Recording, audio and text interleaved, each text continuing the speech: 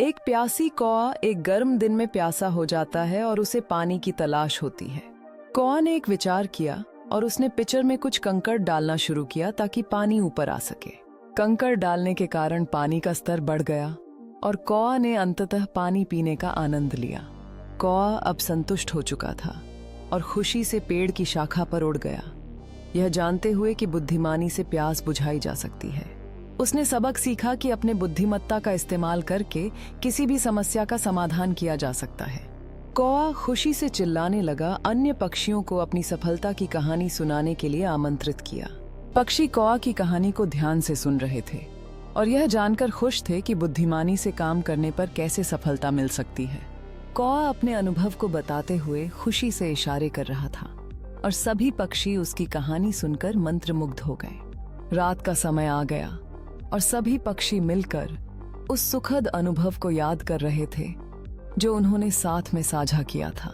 कहानी की शुरुआत एक छोटे से गांव से होती है जहां लोग मेहनत करके अपने जीवन यापन करते हैं।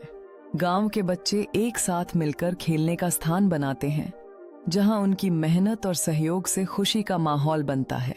गांव के बुजुर्ग रात के समय आग के चारों ओर झुककर अपने अनुभव साझा करते हैं, जिससे बच्चों को एकजुटता का महत्व समझ में आता है।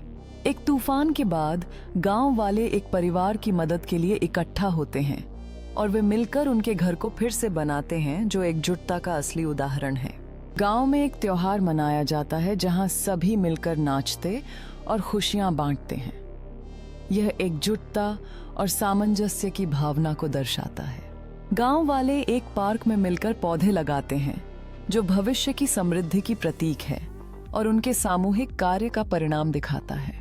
गांव के एक युवा दंपति अपने खेतों में मिलकर काम करते हैं, जिससे यह स्पष्ट होता है कि साझेदारी और सहयोग की शक्ति कितनी महत्वपूर्ण है।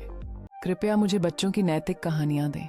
एक छोटी सी लड़की अपने दोस्तों के साथ एक छोटे से बगीचे में बीज बो रही है, जो टीम वर्क और प्रकृति की देखभाल के मूल्यों का प्रतीक है।